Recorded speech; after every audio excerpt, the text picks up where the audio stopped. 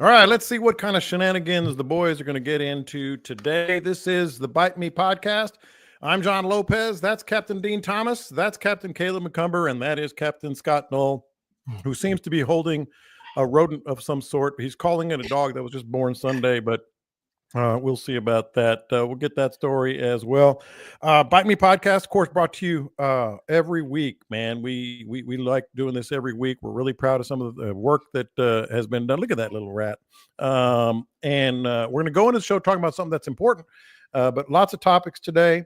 Lots of things to get to. Don't forget to subscribe to the podcast wherever you get your podcast, Podbean, iTunes, Spotify. You should know that by now. If you don't, go ahead and subscribe. Start on Podbean, and you can get it anywhere you want. Bite Me group page, 10,800 people. Join on there, and we will get to your questions and topics. And at least 3 of the ones today are from that. Also have a really good interview with JT from the Boatyard about some of the little things that people forget to do that can be very, very expensive. I'm sure our boys are going to have some stories about some of their antics that maybe they let slip through the cracks. But let's get into it. Captain Dean, March 16th was not when you were supposed to be back on the water. I believe it was May 16th or thereabouts when you were supposed to be back on the water. And yet there you were posting a video from the marina. I'm curious, was it this just drive around the marina thing, or did you get tempted and get out? No, I mean, we made it out to the flats, but of course you did. The very first flats, and it was the only day, the one day that the wind was 0. And man, you know, the boat needed a little exercise. I needed some sunshine, and I call it therapy. It was part of my therapy, the healing process. Well, it wasn't prescribed. I seem to remember distinctly, Scott. I remember him distinctly telling me, "Yeah, man, I'm gonna stick to it. You know, I don't want to go through this again." Oh, yeah. They say May. I'm gonna stay off the boat. I'm but not gonna do man, anything. Look, it's it's sitting on the couch, sitting on the boat. What's the difference? I've heard Dean say he's going to do a lot of things over the years, and he don't stick to it. There is a difference. It's called, little boat running, bumping around. Maybe it's a mental game as well as a physical game, and I have to take care of my my mental well-being. The way you're justifying things right now is just hilarious. Like, oh no, it was actually better ages ago. Yeah, it's like, no, this is the way to do it. This is the way to do it. But no, I'm glad you got out there. I'm gonna actually see Dean this weekend. I'm getting down there again finally, and we're gonna do a little road trip. He told me it's like, well, you guys were on that text too. It's like getting a prison visitor with. And by the way, those who have not don't know the story, Dean had reconstructive back surgery, basically. Supposed to be out till May, and he's climbing the wall. So I'm gonna take Dean with me. I'm gonna be the guide, so Carrie gets a break and drive him to Victoria to. Yeah, it's like a field trip. But no, I was telling John the other day, after being in the house, man, for it's 5 weeks now. So if somebody stops by and they come over, I felt like it was visiting day at the prison. You know, I was like, they come in, and I was like, man, don't leave. You don't have to go. Is like, time up already? Hang out. Let me offer you a cold drink and hang around for a little bit. Go ahead, Caleb. Oh, Caleb's can't hear you. Caleb's mic's muted. Yeah. I said, if John's the guy, then Dean won't hurt himself reeling in any big fish. That sounds pretty safe to me. Oh, yeah. No, we're going in my truck. We're just driving to Victoria. And gonna put that first coat of paint on my new Bite Me Edition boat over at Freedom Boat. So Dean says, "I want to go. I want to go. Take me." Hey, if a dude named Tom shows up, scatter. Why is that? I'm just saying, if a man named Tom shows up while you're over there in that white suit painting that boat, you might want to just get behind a bush, John. Okay, I see what you're saying now. We're not going to go there, are we? Hey, man. My mother passed away. She was the only one that was in danger. So anyway, I'm serious. I was like, phew. First time I ever said, I'm glad she's not here. Glad she's not here. But all right. So, by the way, we do have good internet signal today, knock on wood. I got to share this story real quick. So I did a lot of editing on last week's podcast, had a couple of glitches with the internet. I got in bed, and I got in bed relatively early, so it wasn't too late. It was like 9:45 or something like that. And I laid there, and it was driving me so crazy that the internet was out and all this other stuff was going on. So I got out of bed, came back out here to my office. It's a true story. Downloaded all new software. Like I had to download all new software, same software. I just downloaded again because I was like, God, that stuff drives me nuts. But anyway, that's where we are. But let's start with some topics here, including Scott. You're going to be my go-to first on this. You probably texted some people. You saw it on the group page. I texted a buddy of ours, and I can read it. But the story this week, and it's making a lot of rounds. Texas Parks and Wildlife Department, is it going to be absorbed by other agencies? How real is this possibility? What it could mean? So the person I texted, I'm not going to put his name out there, but the person I texted said, quote, "No way." But he did say something that I need some explanation from you guys, because I'm not the hunter that you three are, or at least two of you. He said it has to do more with whitetail, deer breeding, and chronic wasting disease. And for those who don't know, the story out there is basically saying the Texas Parks and Wildlife Department is going to go bye-bye and be absorbed by other agencies. It's not even really a story, except that one legislator produced a possible bill to have Texas Parks and Wildlife disbanded and absorbed into the DPS and the General Land Office and all these other things. Should break them all up. Mm-hmm. I deal looking at it, and that legislator is a deer breeder. Mm-hmm. And the state has come down really, really hard in the last few years on all the deer breeding facilities, especially the smaller deer breeding facilities, for chronic wasting disease, which is a disease that affects deer, elk, and some other hoofed animals. There's a lot of debate about chronic wasting disease. A lot of the deer breeders bring in deer from other states, bring them in from all different places.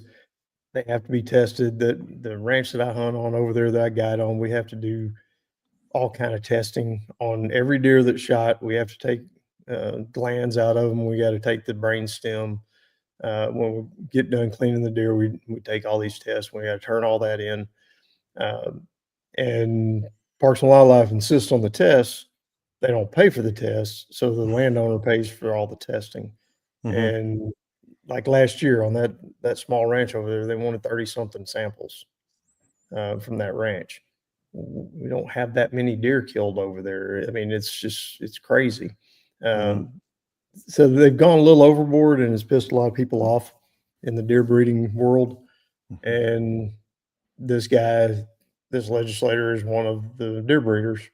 And so he's mad at Parks and Wildlife. So this is the way he wants to get back at them. Ain't going to happen. No way, no how. There's several big reasons why. One of the main ones is the governor appoints the commissioners on Parks and Wildlife Commission. That's kind of a cherry job. It's a non-paying job, but it's got some prestige to it. And that's, I hate to say a payback for donors, but it's kind of a payback for donors. Yeah. Their election campaigns and stuff. It's one of those, one of those things. Hey, I want to be a commissioner. And if it doesn't pay, what's the payback? It's ego and just, it's to say they are, it's just somebody wants to be on the Texas Parks and Wildlife Commission. But I mean, those deer breeders need to quit breeding those freak ass deer anyway. He's back, baby. He's back.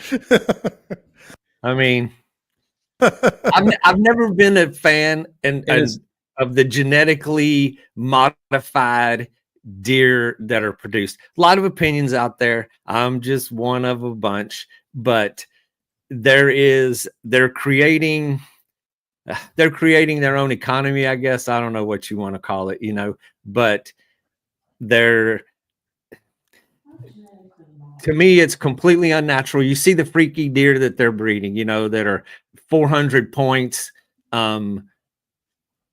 So I don't know. It's kind of, the deer hunting breeding has morphed into kind of a crazy situation in Texas. I don't know. Do they do that across the country? Is it done in other states to the level that it's done in Texas? I don't know that it's done to this level, but it is done everywhere else. It's done in a lot of other places now. I think it kind of started here, but where they got in trouble was they brought in, apparently there was some deer brought in from up north that had this chronic wasting disease, and it spreads among deer to deer when they're confined in smaller spaces, is what's being said. They really don't know.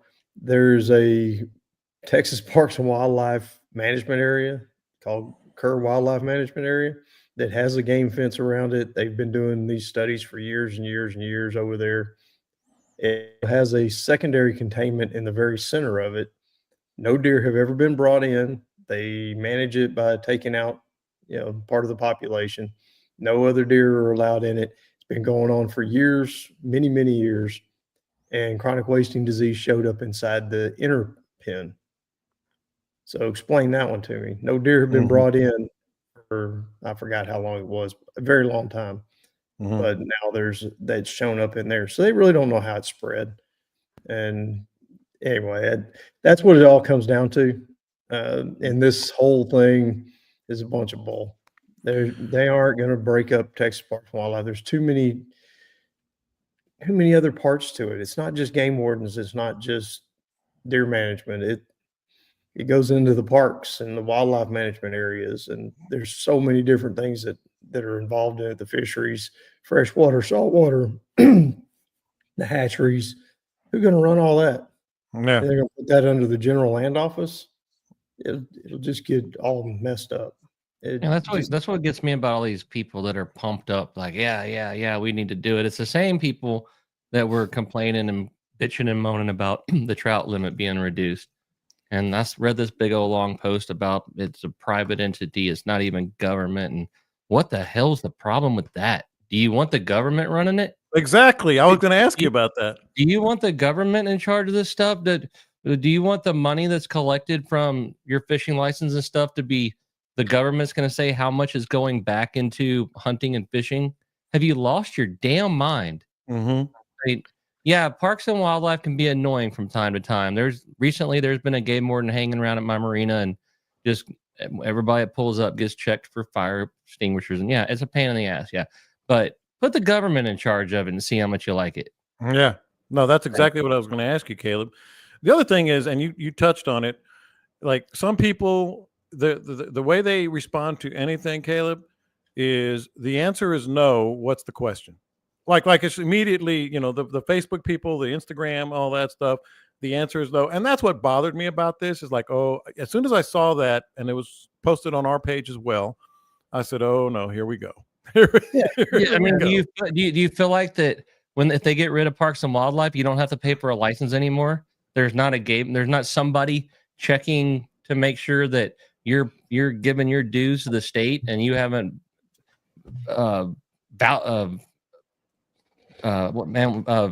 dang, that's a word I just can't come up with right now.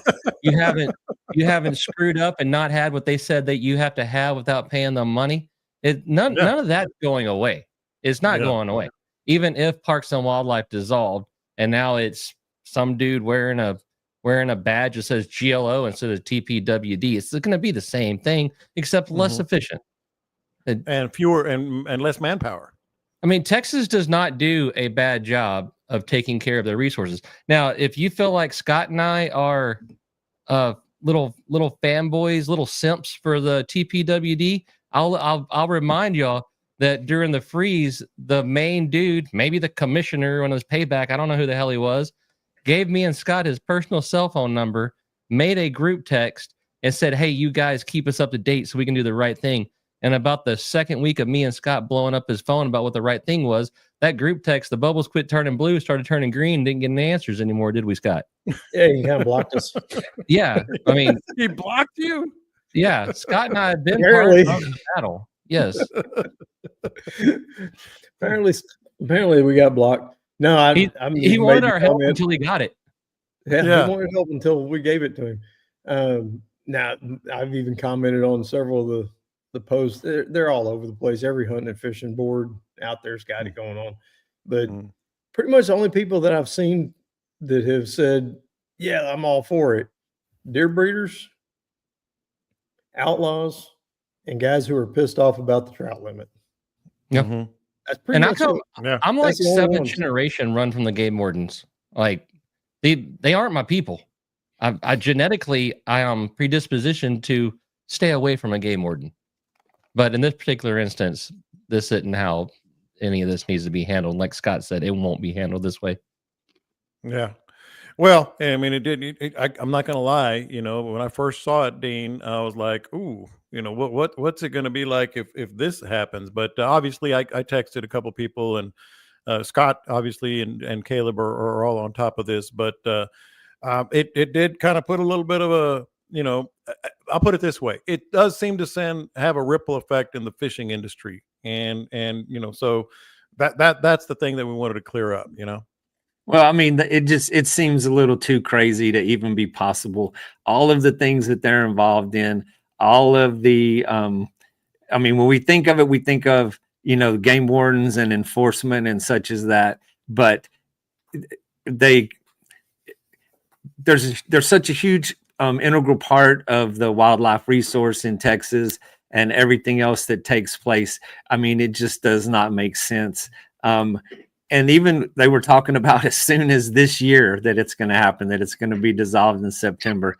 It's just a lot of scare tactics. And and of course the internet, you know, hey, it's on the internet. It's got to be true, right? We should believe that. Yeah. But it's one of those things. It just really does not make sense that it could take place.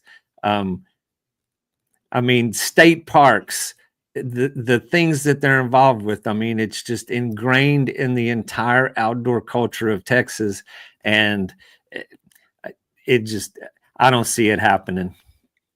Well, on another note, we got some really good news that you know, sort of became official right as we were finishing the podcast last week, and this is the good part of it here. And Caleb, I really want to start with you on this one because some of the things that this money is going to do, I know Dean and Scott are going to have an opinion, but CCA Texas, I don't throw this term around often because it's pretty strong, but I think it's a paradigm shifting type decision. The management council got $4.4 million in conservation initiatives. And on the one hand, $4.4 million in the grand scheme may not be a lot, but it has a direct effect on one of my favorite bays and one of your home bays, and obviously Port O'Connor as well, and Galveston, a bunch of others, because oyster license buybacks. And it gets a little dicey here for me because the goal is 150 or nothing. You're going to buy back 150 oyster licenses from whomever, or it ain't going to happen. And so that's where I'm getting a little nervous. But do you think they'll get it done? Do you think they'll get 150 licenses? By the way, $30,000 a pop they're offering. Yeah, this might be a Scott thing because I don't know how many licenses are out there. I do like that they're saying, hey, we're going to do enough to actually make a difference, or we're just not going to waste the money at all. If they spend the money buying back 20 licenses, that's a what, $600,000? Well, it's 500 and something licenses that are out there. It was between 500 and 600 is what the total was. But are there 150 there? Is there 150 that ain't operating, that this is just easy money for them? And if you buy 150 non-ops, does that even help do anything? Right. Great question. Well, you got to start somewhere, and there's probably not 150 that are non-operating. But you know, they did it with the shrimpers, and I believe that is still in place. I mean, there's still there's a bounty on shrimping licenses out there that CCA does or did once upon a time. And yeah, I mean, 150 is a good start, because I think I saw 400 in Copano Bay all at one time a couple months ago. Well, when you're saying non-operating, they have put a moratorium on new licenses, just like they did shrimpers, just like they've done in the federal waters for snapper fishing. So even if they're non-operating, those guys could sell it to any of the big corporations that are operating. They could sell their licenses to them. I would much rather sell these licenses and have them retired. They're transferable. That's the way. They're always, so more than likely it's operating. I mean, I'm probably not any sitting stagnant. Let's see. And the deal is, at this point, everybody says, oh, they're only going to give them 30,000. Well, look at the state of the oyster industry right now. Yes. And those guys are working their butts off. Are they making 30,000 in a year? I mean, it might be kind of nice to get out of it, sell your boat, sell your equipment, and just be done with it and walk away instead of losing money every year.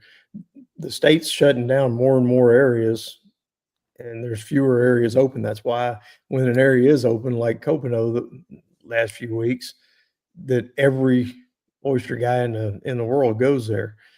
It's got to be a pain in the butt for them too. They're just trying to operate and make enough money to make it make sense. It might make a whole lot more sense to a bunch of them to take that 30,000 and run. And I don't know what you could sell an oyster boat for. That'd be probably like saying I'm going to sell a crabber boat. I can see a shrimp boat being worth some money, but those oyster boats are dank, man. No, they are dank. Hey, everybody needs some firewood. Yeah, big pile of firewood. But Caleb, here's the thing. Okay, so I believe, Scott, you said it's 546 is the number you saw. If I remember right, I think I saw 546. All right, so let's say it is a significant, 20 to 25%. What would 20 to 25% fewer oyster boats on your bay mean? I mean, over the long term, it takes a while, but I think it wouldn't take as long as people might think for those oysters to build.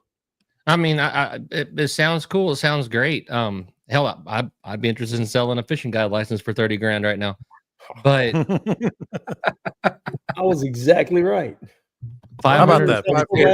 We never doubted you for a second. We knew you were. Can't remember what he had for breakfast, but he remembers that number. But are the oyster boats? Are the oyster boats allowed to get? Is there like you get to have 500 pounds of oysters when you go to East Bay, or you get to have 30 days to work there? That's the question I have. So would 75% of the boats still cover all of the water that they're driving around in circles and tearing up? Is it a quota? Yeah, I mean, yes. What's the quota, Scott? They have limits. I don't know what the limit is, but they do have limits on how many they can bring in per day. And the sizes, of course, there's limits on the size, and it's a drop in the bucket, 150, but it's a start. Same thing was said about the shrimpers, in the beginning. Yeah, and if you get 150 in the first year, or in the first wave, then there's a second wave, and then, and then it, is it feasible for the oyster guys to continue? What is left of the resource? Is it more? It's a good question. If we had somebody that was actually in the industry, is it, how much money are those guys making? Or is it worth it to keep going? Or is it really look inviting to take that money and get out? Well, and see, things that make it more inviting would be law enforcement actually out on the water and enforcing you're getting too close to the bank thing. Things that would make it less inviting is at the end of the day, when that boatload of Chechnyans is all anchored up on the other side of the canal from where I'm sitting, and I'm watching them rake all of the excess oysters off into the side of the intercoastal instead of taking them back to where they got them from, like they're supposed to. You know, that little boat Yeah. ride that takes 2 hours, and take the crap back where you got it that you don't need that you're supposed to. Mhm. And if they enforced all the regulations that are already there, it would be less enticing for them to do what they're doing. All comes together, man. I It all mean, comes maybe together. Yeah. But whenever instead of driving 2 hours back to Matagorda, where they can bag it and everything and rake all of the extra the leftovers off on the side of the intercoastal, maybe if they said, you know what, instead of us to going 2 hours home, 2 hours back, we're going to sort oysters here on the boat in the middle of the bay, and the stuff that we're required to put back, we're going to put it back right now, and drop at least something back on the bottom before you go home. I mean, Mhm. that's the biggest thing is there's rules and regulations that I'm no expert by any means, but I've never seen anybody out there regulating no rules. Well, And- on the on the Lone Star Law, the Mhm. game warden, the show Yeah. that's on Yeah. the occasions that you see them, I mean, they don't have a problem when they jump on them boats at showing how far out of line those guys are, man. Keeping undersized, not tossing them back. But then, how many game wardens do we have? And they're fixing to be none, when they cancel them, when they do away with them, there'll be zero enforcement out there. So, yeah, how much integrity is going on in the oyster fisher people that are out there that are, counting on them to be honest and do their job right. And Scott, I don't. I'm kind of remiss here. I should have mentioned this a lot earlier. We got to give a lot of credit to Chuck Nizer and Flatsworthy, because this is his baby, and if it's successful, then it becomes more prevalent. Kind of to Caleb's point, more people maybe donate, more people get involved, and 150 might end up being 350 before long. And there's a lot of y'all are too young to remember the shrimpers. Shrimpers used to look just like all of the oyster boats out there. I mean, you'd look out across the bay and you'd see 40, 50, 60 of them working one area. And there were studies done on how much damage they were doing to the bottom of the bay. Like every square foot of Galveston Bay was being raked over 2 to 3 times a month. It was very damaging. So they started buying them back. They And- put the and so moratorium that's- on and started buying them back. Now look around. You don't see hardly any bay shrimpers anymore. They're And very another few. another aspect of that is they damn near fished shrimp to extinction because it was unlimited. They fished themselves out of business. That's when the shrimping industry collapsed. Look, man, Aransas Pass, shrimping capital of the world. There were more shrimp boats here still to this day. I mean, that is the claim to fame of this town. It's what built this town. There were thousands of shrimpers that came here throughout the year. And I mean, I hear the stories. I know the old time shrimpers, the families that they hate to tell the story. They blame it on everything else, but they pretty much fished themselves out of a job because they raped the resource, unlimited abuse of the resource. And yeah, so we're pretty close to that's where the oysters are now. I mean, we hear it every day. You see pictures of historically what it was and the reality of what it is now. Now, of course, it ties in with what we do, talking about fishing and fishing. And, Scott's talking about, you guys don't remember this. I think a lot of our listeners, we have listeners, from very young ages, all the way to our age and beyond. But Caleb, I don't know if Scott, Dean, and myself are going to be here in 25 years, but you are, God willing. I mean, just touch and go coming up the stairs a while ago. Okay, but let's say you are, on the off chance that you're still here in 25 years. I can't, my thing that optimist and all that stuff, if we get 30 to 40% back of the actual oyster reefs, man, those glory days are you've heard Scott and I and Dean talk about them. I mean, it's unbelievable. And couple that with the limits. I mean, we could be on the, the early stages of, glory days again, fishing. Oh, I mean, it definitely ain't going to hurt anything. It definitely isn't going to hurt anything. The structure holds bait, bait catches fish, fish eat eat the bait, the fish are healthier. There's more of them. It's some sort of a circle of life or something, Kuna Matata. I like John's optimistic outlook on the future. I just try to roll with it. I tend to be quite more pessimistic when I can see what has happened just in the last 25 years. When I compare what I saw 25 years ago to what is now, and then the rate of industrial encroachment, the rate of population on the coast increase, the rate of licensed sales, the rate of all of those increases, there's not going to be another glory days. And look across the world, across the globe, at fisheries that have collapsed, that are not coming back. So I hate to be doom and gloom about that subject. I get it.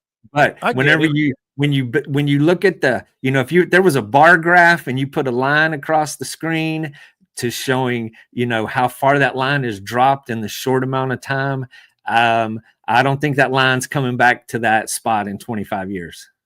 Yeah. So anyway, sign up for Angler U if you want to become a better fisherman for the future. Who Dean, let me remind you, works for. Tap into that. Well, when you're better, you're tapping into the resource that's left. We're just Caleb selling. May or may not be here either. It's going to be Cade running Angler U here in a minute. But I'm not sure I'm going to outrun Steve, man. But okay, so look, I get it, Dean, totally, and I'm not saying it is going to be the glory days. What I'm saying is we're on the cusp of at least starting to get some of those oyster reefs back. And Scott, I don't know if you were thinking the same thing I was thinking. Exhibit A is the bass world. There is a chance for better fishing. There's encroachment in the bass world on all these lakes. Have you been to Lake Conroe lately? There is industry, all these power plants, all this other stuff, and yet the bass world has managed to at least find something. It's looking brighter than it was 4 or 5 years ago. As far as my outlook on the future is brighter now than it was 4 or 5 years ago. Thank you. I think keep going. I mean, I'm already seeing the turnaround on the trout with the new limits. Honestly, 4 or 5 years ago, I never ever thought we would get that much approval and that much support for a reduced trout limit. When that came around, I was like, man, we're going to have a hell of a fight on our hands trying to do this. Mm-hmm. And surprisingly, the overall majority were like, yeah, we need to do this.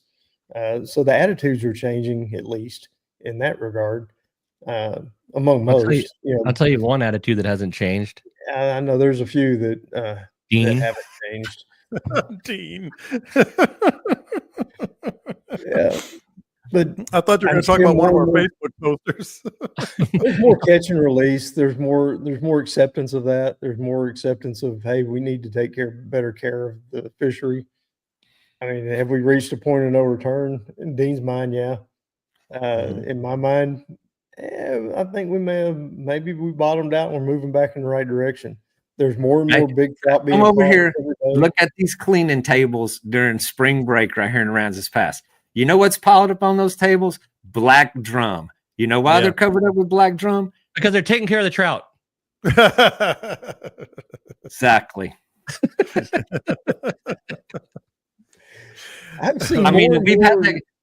We've had that conversation.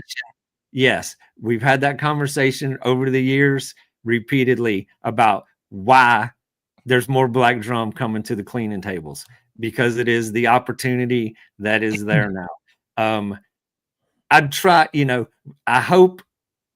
have hope for the future, but the reality is, I look at these flats that I fish from what the seagrass and the stuff that is there, the way that it looks now compared to the way it was. And I have said in my lifetime, I'm watching the death of Ransom Flats right here in front of me. The thing about Ransom Flats is it is really close to 3 or 4 of the busiest boat ramps in Texas. So they are like a science project right there of showing what is happening across probably the rest of the state, you know. And then you look at Port Mansfield, how Port Mansfield used to be that far away, you know, edge of civilization kind of place that is probably as busy as Aransas Pass is now on any given weekend. So we have to live in reality land and understand the pressure that the resource is under. Trust me, you can still go out there and have amazing, spectacular days. And the mindset has got to change. Is it take a collapse to change the way people think and realize that it is a resource that should be preserved? Or, you know, the speckled trout thing, though, just like Scott said, I never would have expected those strict limits to be so well received. And they were. Time will tell. Go ahead, Scott. You were going to add something on that. Caleb's got, you know, a lot of time to research it for us. At least 25 years. Yeah. I've seen him act. I know how he. I've been around him enough to know that. Are you taking the over or the under? You taking the over? Going under. So you were asking about the limits and stuff earlier. Somebody was. Oyster season opens November 1st through April 30th. Oystering days Monday through Fridays. Sunrise to 3:30 p.m. And they are limited to 30 sacks of legal-sized oysters. How much in a sack? Doesn't That's say like how much is in a sack. It's like a 40-pound sack. Yeah, How many That's a oysters do lot. you make 40 pounds? Oh, it's a bunch. You think like maybe 100, probably? It depends on how big they are. What do you reckon like a regular oyster weighs? Like a quarter of a pound? I think they I'm have to trying be to compare 3 it to hold a inches. cheeseburger. I watched Lone Star Law too. I think They're tiny. I think it's 3 inches. Yeah, they have to be 3 inches. Mm-hmm. It's not a And very so big Scott, that was per day. Yep, per day. So is there an industry quota? So say like they're No. so yeah, they like have probably a sketch, you know? so they No, have there's 30 no days industry and quota. What they- ends up happening is Parks and Wildlife, whatever areas are open, they have distinct mapped out areas, the zones, oystering zones. Within that zone, Parks and Wildlife goes out and constantly samples those areas. And when a certain percentage of oysters is under 3 inches, then they shut that area down. That means it's been fished to its max and they shut it down. They continue to cycle through and they sample throughout the season. And when they reach that certain percentage over 3 inches, they open that area back up. And that's why you see this gold rush of everybody running in there when there's a certain percentage and they open it back up. And that's the biggest problem that I see. It's a constant which bay is open. And there's only a handful that are open at any one time because they rape them so hard that they close them pretty quick after they've gotten into them because the percentages go down so fast. And then they're open up the next one and they all take off for that. I've seen them mass exodus, you know, when they've opened or closed Matagorda and they opened Copano.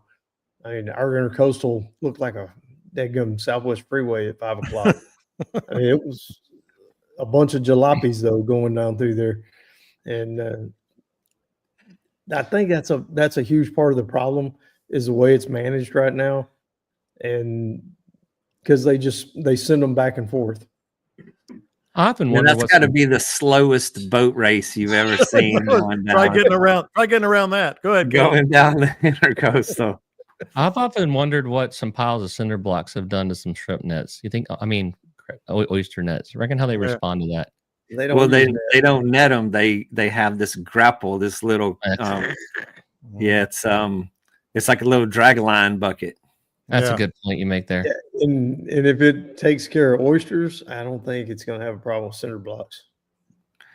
Oh, maybe maybe big ones, but we're not encouraging anything here, except maybe Caleb. It was a nice thought.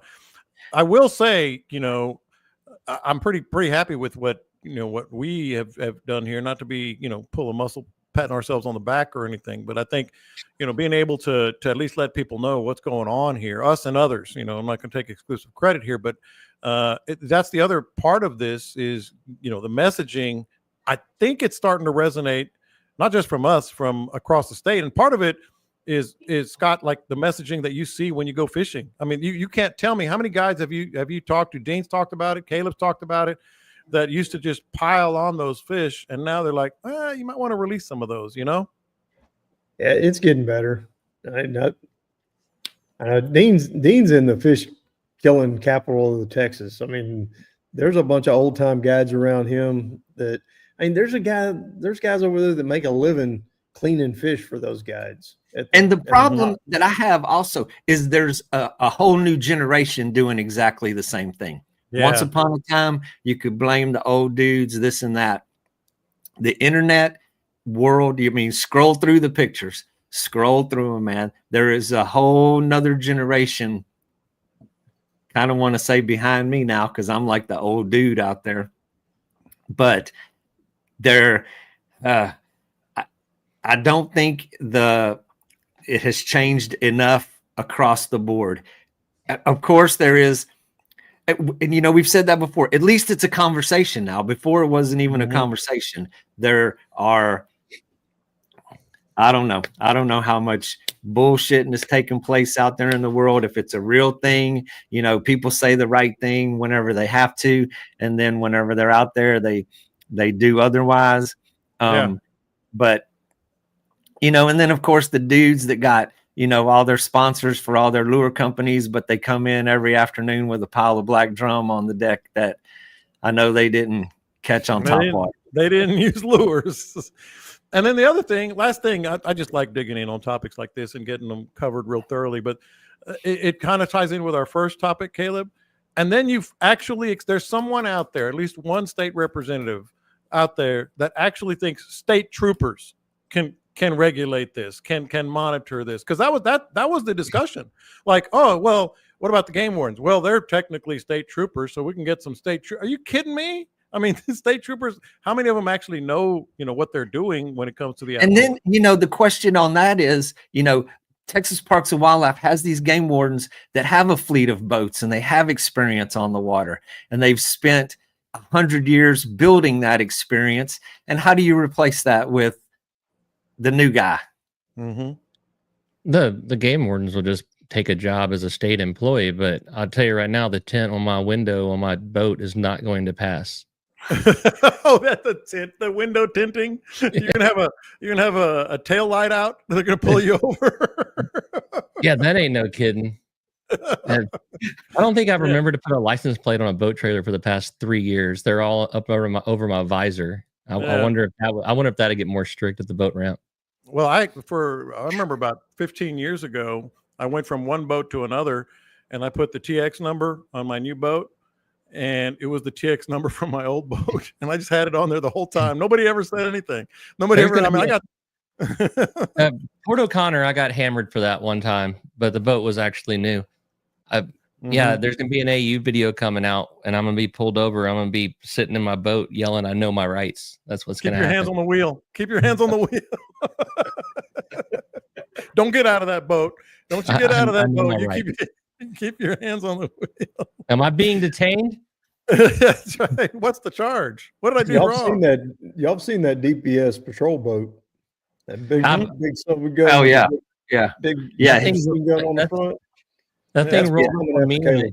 That thing rolled up on me in the intercoastal in West Matagorda, and I was standing on the back of my boat taking a leak, and they come rolling up that big old gun and stuff, and I just kept taking a leak, so I seemed like super.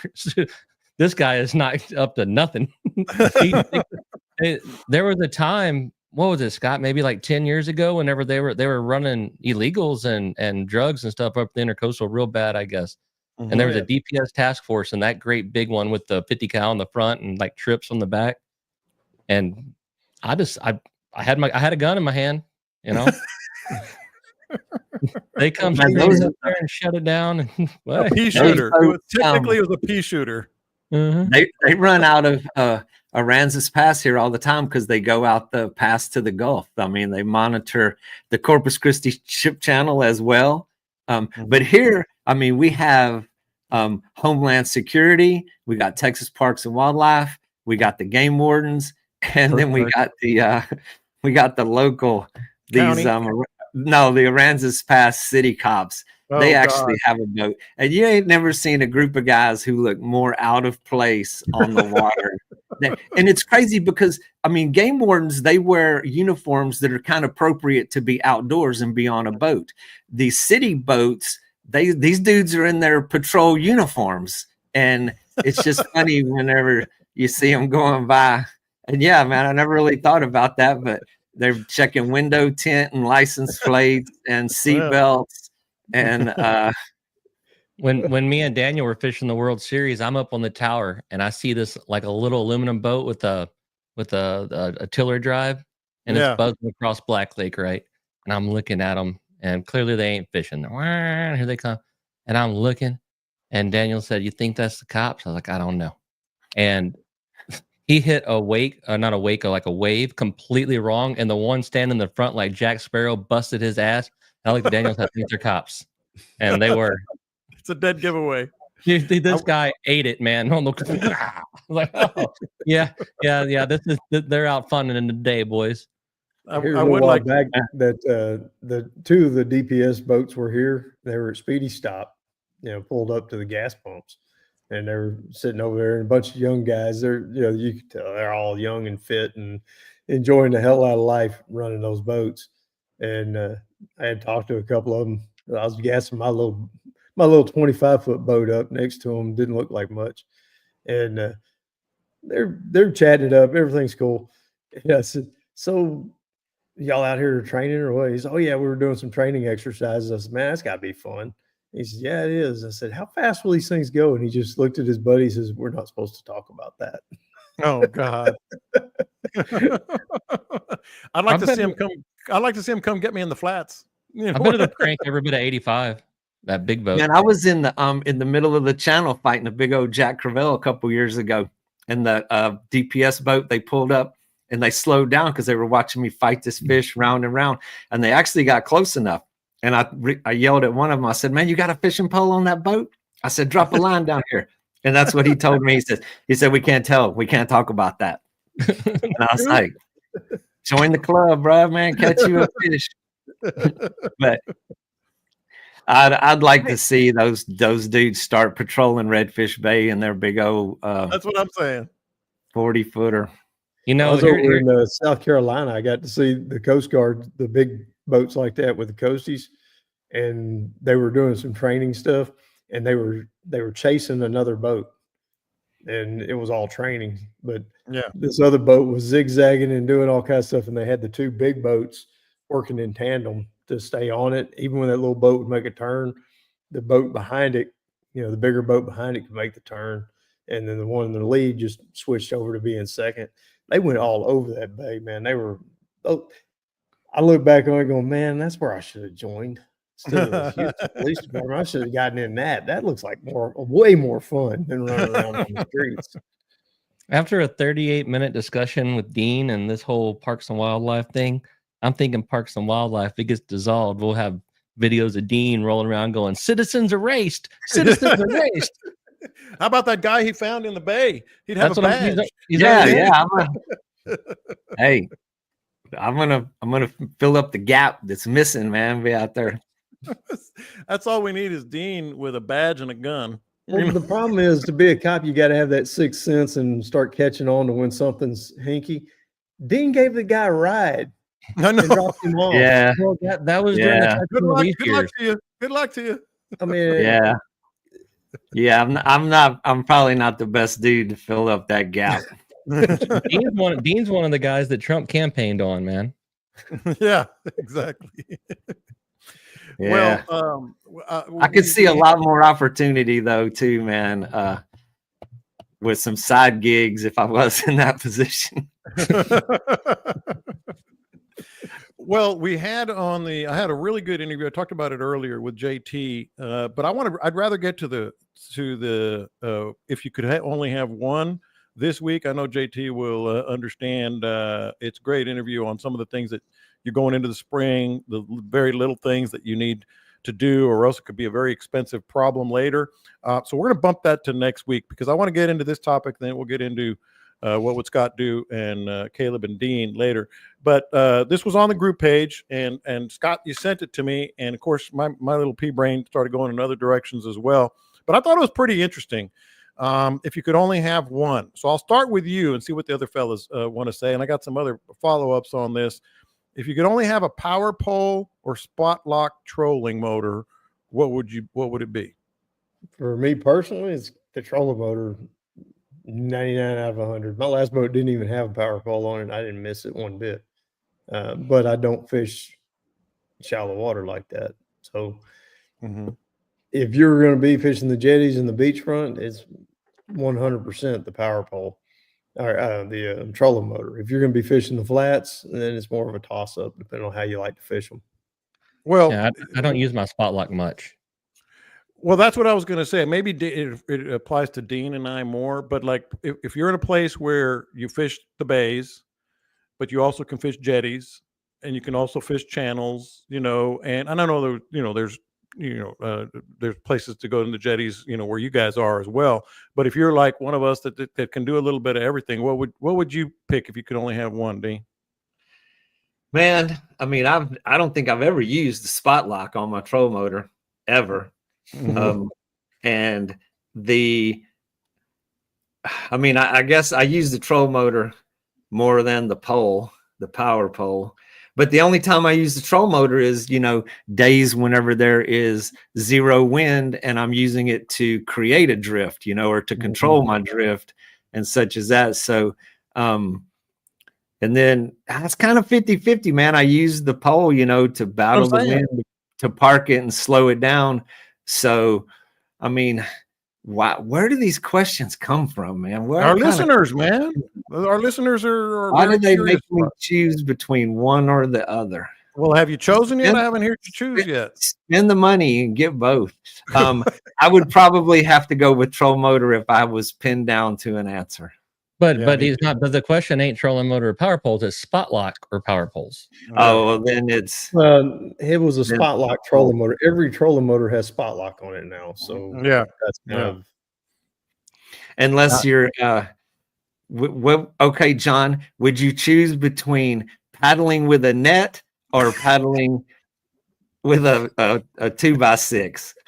Okay. See, I'm just glad that I can always provide some level of topics that are lingering. I posted that video of when I peed on a crackhead. How hard is it to hold your position while paddling with a net? It's really hard, man. I'm telling you, it's really, really hard. Trust me, I had the cramps in my legs to prove it. So a couple more here on this because this is what I was thinking about. All right, so we've done something similar to this before, Caleb, but this is going to be boat related, specific to your boat. An LED bow light or deck lighting. A bow's the one on your motor on the back, right? No. The bow light, right? No, it's not. What the hell you mean it's not? That's a stern. Why would somebody have a bow light on their LED? On their I don't know. A light on their bow. Like pointing out in the water? Yeah. Well, what's that have to do with courtesy lights? Nothing, but the courtesy lights help you get on the boat without falling on your ass. Are you talking about a light bar or courtesy lights? A light bar or courtesy lights, yeah. Light bar, definitely. I don't know, man. Stepping on those boats and when it's dark can be a little dicey. I know Dean had a run-in with that not too long ago before. Yeah, but once you step on that sun gun and it goes dark and it's time to go home. Mm-hmm. Yeah, now and because I've got fancy courtesy lights on my boat. They make colors. They'll blink with the music. Dum, dum, dum, dum, dum, dum, yeah. Oh, really? And, yeah, they're cool and everything, but I can't hardly stand to run with them because they blind me. I fish from 9 to 3, dog. Neither one of them really matters much to me. Mm-hmm. but I'll go with bow lights, and I'll just use, in Matagorda we have novelties such as lights around the docks.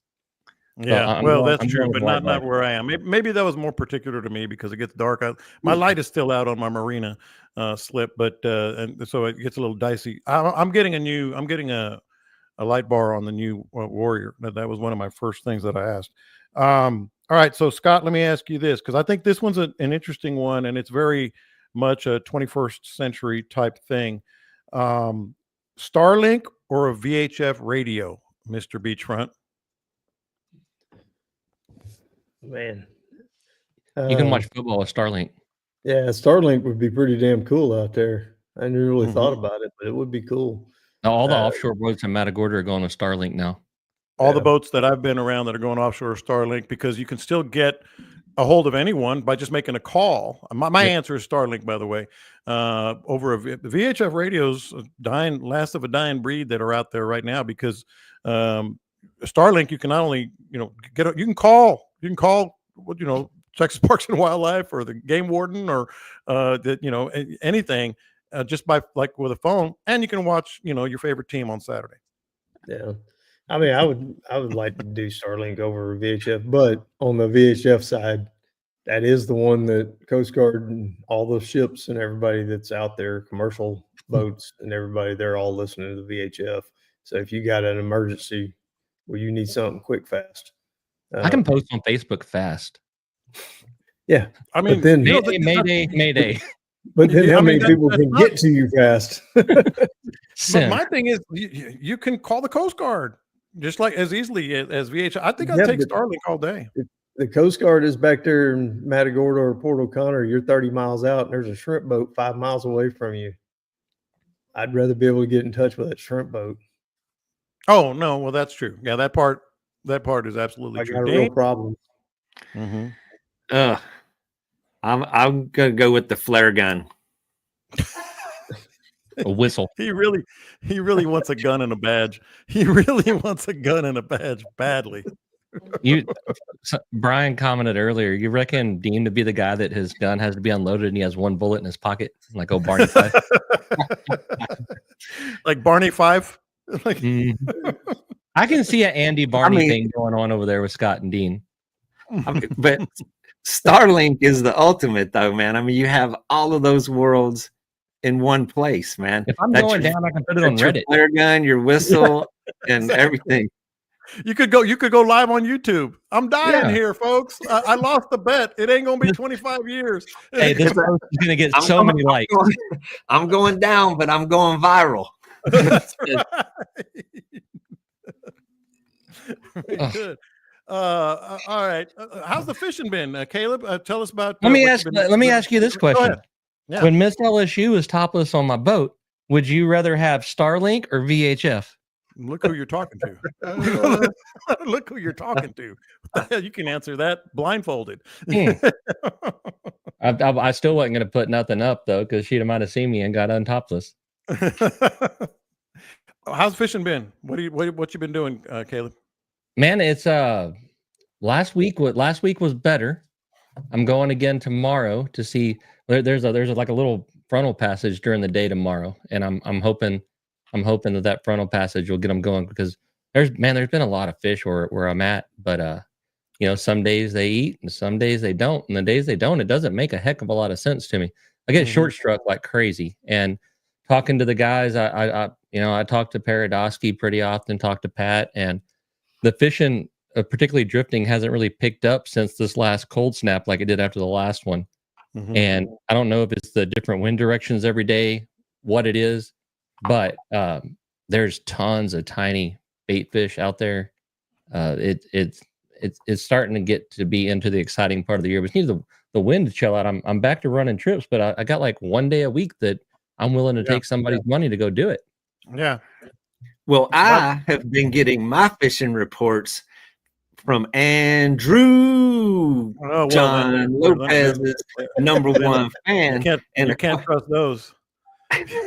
you can't trust those at all. And according to Andrew, the fishing has been great out there. Yeah. Okay. Sure. Andrew, if you're listening, hit me up for your free Angler U membership just by the look that John just got on his face. Hit me up. I will make you an honorary VIP, sir. No, it was so awesome. I got to meet Andrew in person today, and he was picking up some a shootout to deal with the wind. And man, he just sent his most sincere greetings to John Lopez. And did he show you how he does Photoshop on all the pictures? I think Andrew's the reason John won't be here in 25 years. It's either that or the internet connection. Yeah, one or the other. One of those is going to get him. I don't remember the actual original question or how it was posed, but no, we've kind of seen. We were see how seamlessly I went right into what's got. I haven't spent a lot of time on the water, but from my network, the guys that are out there, fishing has been pretty decent, man, in spite of the wind that's been blowing. But it's been all over the place this week. We've had good days mixed in. I mean, a couple of days I even took my broke back out there in zero wind. But that afternoon it was blowing. Then the next day, today it's blowing. This gust I saw on the news a minute ago to 38. And then tomorrow morning we're supposed to have really calm winds again. Hold on. I just heard you say a couple times I did it. I heard it. Yep. Right? Say what? You said a couple times you've been out. Oh, I heard the Brokeback. Oh no, I only made it once. You know, whenever Steve had, I think, but Steve I was thinking about tomorrow. Steve has like 7 screws in him, and he weighs 9 pounds. And the vet wouldn't let him out of his crate for like 2.5 months. Exactly. Gene needs a crate. We need a crate, and one of them collars make him look like a lamp too. He needs a cone of shame and a crate. Man, so dude, this house felt. I know exactly how that little puppy felt, because this house is like, I feel like I've been living in a crate for 5 weeks. We need to ask Carrie if Dean's bad about licking himself right now. Whenever Carrie maybe gets the windows mad, are getting a break. Whenever Carrie gets mad at Dean, she hits him on the nose with newspaper. little spray bottle. No. All right, Scott, wind advisory this morning. As soon as I got in my truck, I'm like, good Lord, when is this going to stop? What's anything you would do here? And what was my reply to you? Yeah, it's March. It's March. Yep, it is. Yeah, good luck. It's so all over the place. Yeah, I've had a few days here and there where I was looking at getting out and going, and I'm thinking, all right, the forecast looks pretty good. I think it's going to be a good. Nope. Wake up in the morning, take the dogs out, and it's just like ripping. This morning was one of them. I mean, there was some boxes on my front porch from a little delivery the other day. I don't know where they are now. I have no idea. They blew away? They're gone. I don't know where they went. I'm not really sure. I even kind of scanned the edges of the brush, and I don't see them anywhere. Yeah, it's just the way it's been. And I don't know if they went north, south, east, or west, because the wind's been changing. It's all over the place. It makes it really hard to come up with a fishing plan. If you're going to slide out there, try to watch your area that you're intending to go fish. Keep an eye on it for 3 or 4 days ahead of time and see what that tide does with various winds, and see what the various winds actually are, because the predictions ain't right. So go in there and kind of scale it and watch it. And then that kind of gives you an idea of where you might find some clean water. Tomorrow morning is 6 miles an hour and nothing over 11 all day. Y'all ever notice that Dean never believes a forecast unless it's a good one? And then by midnight, gusting to 30. Yeah. Yep. Tomorrow's the only day. 24 hours. In 24 hours, it's going from 38 to 6 back to 30. And somehow you believe that's 6. You know, that's true. Like it's going to be squeezed in right in the middle. There's a wind, there's a direction change coming tomorrow. So I think we have at least 3 hours of not terrible north wind tomorrow. So what you're saying is it's a good time to get your boat built, like I am, and hopefully. Man, it is a good time to have back surgery. It's a good time to build a boat. It's a good time to anything. Work on your tackle. Yeah, I mean that's. Well, I've done a probably- lot of that, and I have done a lot of that. I've caught up on a lot of stuff.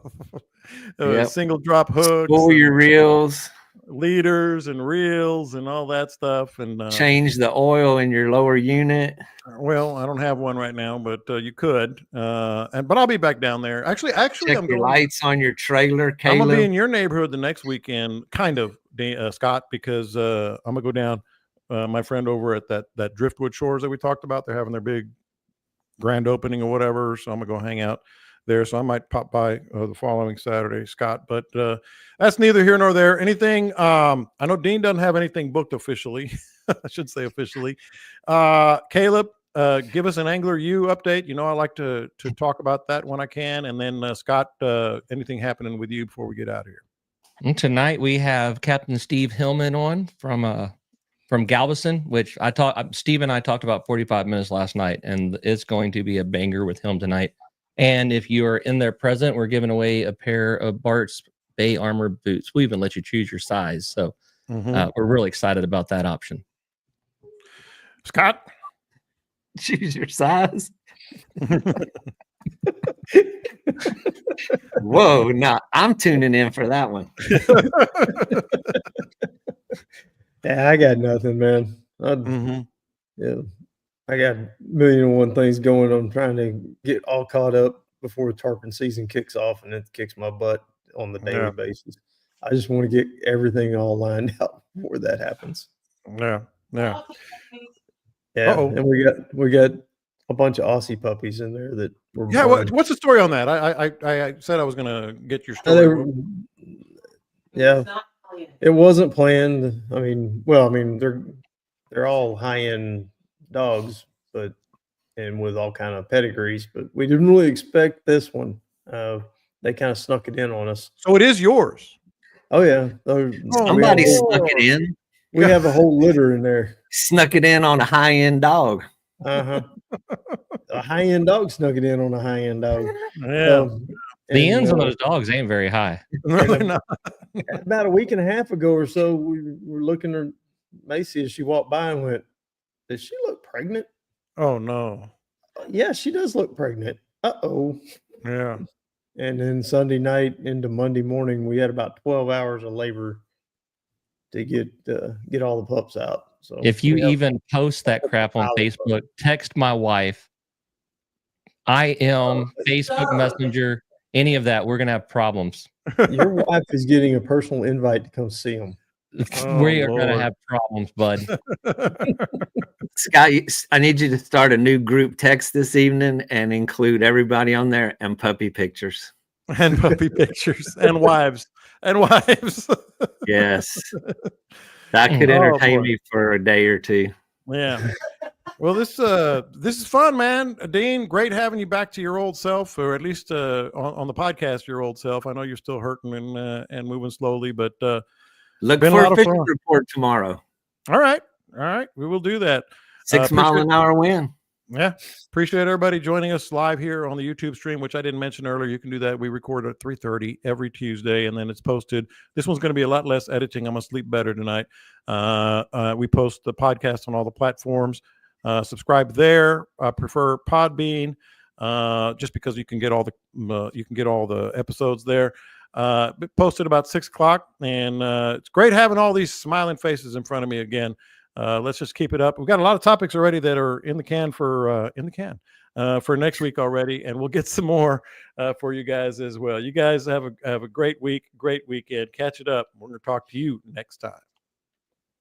I can just see Dean pull